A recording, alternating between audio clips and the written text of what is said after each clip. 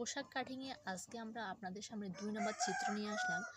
তো ২ নম্বর চিত্রে আমাদের কি সাধারণ একটা জামা। আমরা সাধারণ জামা কিভাবে কাটিং করব এবং এটা মাপ কীভাবে মাথায় রাখবো, কীভাবে মনে রাখবেন আর কি মাপটা। তো আমি প্রথমে একটা চিত্র অঙ্কন করব আর চিত্রের লাইন বাই লাইন আমি এক একটা করে সূত্র লিখে দিলাম। তো আমাদের চিত্র অঙ্কনের জন্য প্রথমে কী করতে হবে, লম্বার একটা মাপ নিতে হবে। আমাদের পোশাকের লম্বার মাপটা কী হবে, লম্বার মাপ থেকে ১ ইঞ্চি বেশি হবে সবসময়। লম্বার মাপ থেকে ১ ইঞ্চি বেশি হবে। এই যে লম্বার মাপ থেকে কি ১ ইঞ্চি সবসময় বেশি হবে, লম্বার মাপ থেকে ১ ইঞ্চি। এরপর আমরা বডি বা ছাতির লাইন, ছাতির ৪ ভাগের ১ অংশ। আমাদের ছাতির ৪ ভাগের ১ অংশ আমরা এখানে ছাতির লাইন কত নিলাম আপনার, আমি এখানে ছাতির লাইন কি এই যে ১০ ইঞ্চি নিলাম। হ্যাঁ ১০ ইঞ্চি। আমাদের ছাতির লাইন এই ছাতির ৪ ভাগের ১ অংশ, এখানে আমি ১০ ইঞ্চি যদি নিই, তো আমার ছাতির লাইন থেকে এবার কি হবে, আমরা এই যে সোজা আমরা কি নিচের দিকে চলে আসবো। এটা গের লাইন, আমাদের গের হবে কত, এই যে গের প্লেটের জন্য আমরা ১ ইঞ্চি রাখবো, আর গের লাইন হবে ছাতির লাইন থেকে ১ ইঞ্চি বেশি হবে। আমি এটা লিখে নিই। হ্যাঁ গের লাইন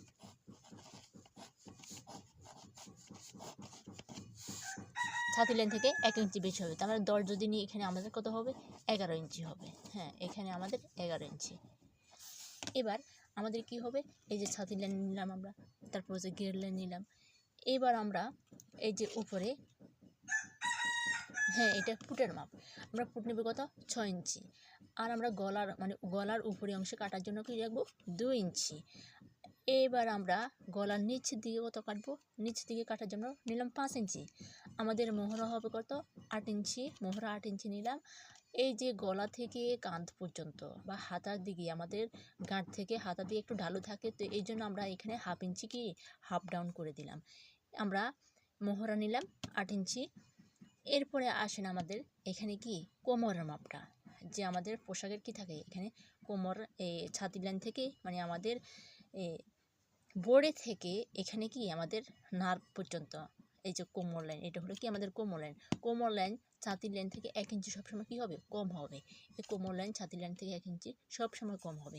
আর আমরা এখানে এই যে এই কোমর থেকে ছাতি পর্যন্ত, ছাতি থেকে কোমর পর্যন্ত কী করে এইভাবে একটা শেপ করে নিব। এভাবে একটা শেপ করে দিতে আমাদের জামাটা কী থাকবে, ফিটিং থাকবে, সুন্দর লাগবে, দেখতে সুন্দর হবে এবং ফিটিং হবে। এইখানে আমরা যে নিচে যে প্লেট নিলাম, যে ১ ইঞ্চি প্লেটের জন্য নিলাম, আমাদের যখন প্লেটটা আমরা সেলাই করব তখন আমরা ১ ইঞ্চি আমরা কি করব, এখানে বাড়তি কাটিং করব সেলাইয়ের জন্য। আর এইখান থেকে এই কর্নার থেকে আমরা এই মাছ বরাবর এখানে মাঝখান থেকে এই কর্নার পর্যন্ত কী করবো, আমরা একটু এইভাবে রাউন্ড করে নেব, একটু শেপ করে নেব। এইটা একটা কি, তাহলে আমাদের কোনাটা এদিকে কি ঢালু থাকবে না, তাহলে আমাদের জামার কোনাটা কি ঝুলে থাকবে না। দেখবেন অনেকে জামা সেলাই করার পরে কী করে, কোনাটা এইভাবে কি নিচের দিকে একটু ঝুলে থাকে।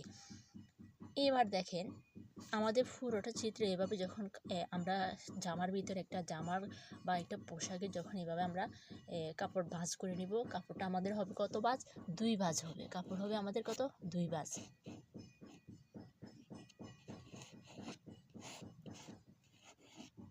২ ভাঁজ আর কাপড় হবে কত, ৪ পার্ট।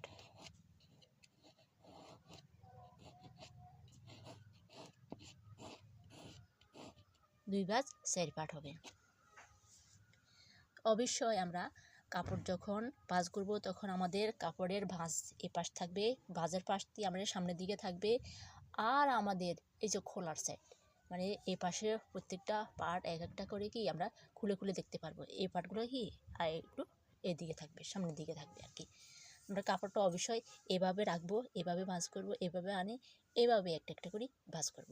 এবার আমরা এভাবে যেভাবে এখানে চিত্রটা অঙ্কন করছি, এই চিত্রটা অনুপাতে আমরা ঠিক এইভাবে মাপ কাটিং করে নিব।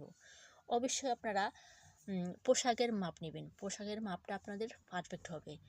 অনেকে যেহেতু আপনারা শরীরের মাপ বুঝতে পারবেন না, যখন আপনারা পোশাকের মাপ নেবেন আস্তে আস্তে সেলাই করতে করতে এবার আপনারা শরীরের মাপটাও বুঝতে পারবেন। তো এই জন্য আমি আপনাদেরকে বলবো আপনারা পোশাকের মাপ নেবেন, এরপরে আপনারা শরীরের মাপ অনুযায়ী আন্দাজে আপনারা এবার সেলাই করতে পারবেন। তো যারা বুঝতে পারছেন তারা তো ভালো কথা, বুঝতে পারছেন। আর যারা বুঝতে পারেন নাই তারা আমাকে জিজ্ঞেস করবেন যে আমি এই জায়গা থেকে বুঝতে পারি না বা এখান থেকে কী হবে আমাকে একটু বুঝিয়ে বলেন। অবশ্যই আমি আপনাদেরকে বোঝানোর চেষ্টা করব। তো আজকে এ পর্যন্ত আমরা একটা সাধারণ জামা কিভাবে কাটিং করতে হয় এটা আমরা জানতে পারলাম এবং শিখতে পারলাম। আসসালামু আলাইকুম।